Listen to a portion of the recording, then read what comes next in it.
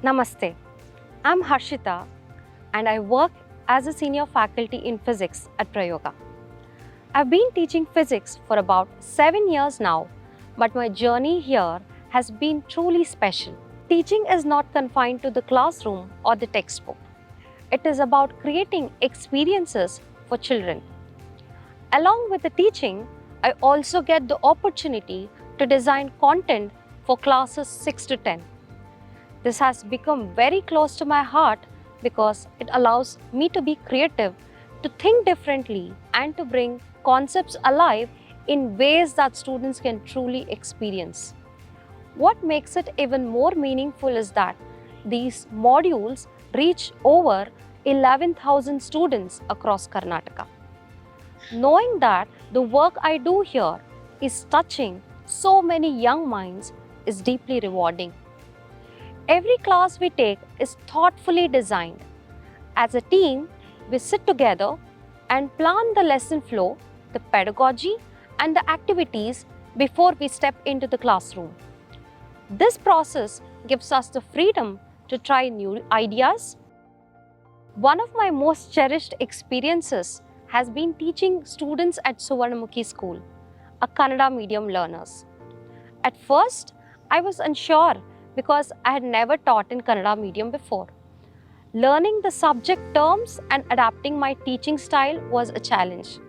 But soon, I began to enjoy it so much that I now look forward to those classes. Joy and curiosity of those students remind me every day why I chose this profession. For me, being a teacher at Prayoga is about more than just imparting knowledge. It is about nurturing curiosity, building confidence, and being part of each child's journey of discovery.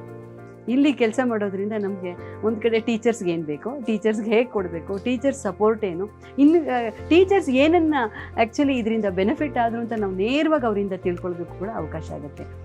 ಒಂದು ಕಡೆ ನಾನು ಈ teacher empowerment ಪ್ರೋಗ್ರಾಮ್ಗೆ ಎಲ್ಲ content ಮತ್ತು ಮೆಟೀರಿಯಲ್ನ ತಯಾರಿ ಮಾಡುವಂಥ education research team ಜೊತೆ ಇದ್ದೀನಿ.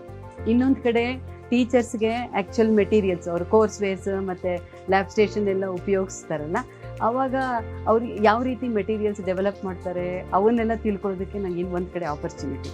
ಮೂರನೇದೆಲ್ಲಪ್ಪ ಅಂದರೆ ಆ್ಯಕ್ಚುಲ್ ವರ್ಕ್ಶಾಪ್ ಆಗೋವಾಗ ಅವಾಗ ನಾನು ನೇರವಾಗಿ ನಿಮ್ಮೆಲ್ಲರ ಜೊತೆ ಟೀಚರ್ಸ್ ಜೊತೆ ಸಂಪರ್ಕ ಇಟ್ಕೊಂಡು ನಿಮ್ಮ ಬೇಡಿಕೆಗಳು, ನಿಮ್ಮ ನೀಡ್ಸ್ ಏನು ಅದನ್ನೆಲ್ಲ ಸರಿಯಾಗಿ ಅರ್ಥ ಮಾಡಿಕೊಂಡು ಏನು ಕೊಡಬಹುದು ಅಂತ ತಿಳ್ಕೊಳ್ಳೋದಕ್ಕೆ ಒಂದು ಆಪರ್ಚುನಿಟಿ.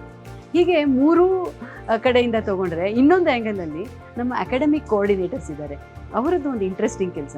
ಅವರು ಟೀಚರ್ ಎಂಪವರ್ಮೆಂಟ್ ಪ್ರೋಗ್ರಾಮ್ ಆದ್ರೂ ಟೀಚರ್ಸ್ ವಾಪಸ್ ಶಾಲೆಗೆ ಹೋದ್ಮೇಲೆ ಅವರದ್ದೇ ಆದ ಕೆಲವು ಚಾಲೆಂಜಸ್ ಇರ್ತದೆ, ಸಮಸ್ಯೆಗಳಿರ್ತದೆ.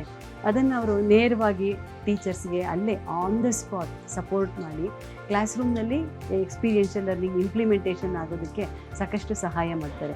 ಇದು ಕೂಡ ನಮಗೆ ನೇರವಾಗಿ ಬರ್ತಾ ಇರುತ್ತೆ.